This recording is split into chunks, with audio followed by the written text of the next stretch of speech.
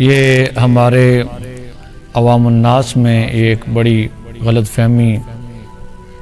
پیدا کی جاتی ہے کہ قیامت جو ہے یہ 10 محرم الحرام کو اور بروز جمعہ واقع ہوگی۔ تو یاد رکھیں اس کے اندر کل 2 چیزیں ہیں،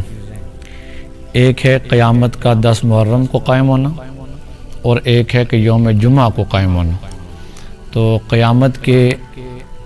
10 محرم کے قائم ہونے پر باقاعدہ کوئی صحیح حدیث کسی قسم کی موجود نہیں ہے، اور یہ جو حدیث اگر پیش کی بھی جاتی ہے کہ لا تقوم الساعۃ الا فی یوم عاشوراء، تو محدثین کے ہاں یہ ضعیف ہے، محدثین کے ہاں یہ ضعیف ہے اور باقاعدہ اس کا کوئی ثبوت موجود نہیں ہے۔ ہاں یوم جمعہ پر باقاعدہ ایک حدیث ہے، مسلم شریف میں حدیث ہے، حضرت ابو ہریرہ رضی اللہ تعالیٰ عنہ راوی ہیں، وہ فرماتے ہیں کہ جناب نبی کریم صلی اللہ علیہ وسلم نے فرمایا خیر یوم طلعت علیہ الشمس یوم الجمعہ، کہ دنوں میں سے بہترین دن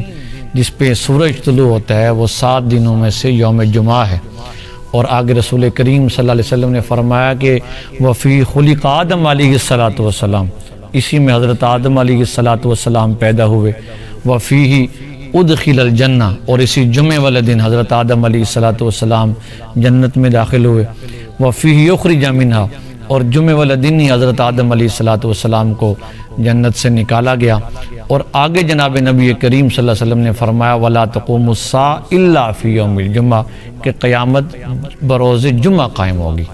تو یہ یاد رکھیں کہ 10 محرم الحرام کے قیامت میں واقع ہونے پر باقاعدہ کوئی صحیح حدیث موجود نہیں ہے، البتہ یوم جمعہ پر کہ یوم جمعہ کو قیامت قائم ہوگی، اس پر احادیث وغیرہ موجود ہیں۔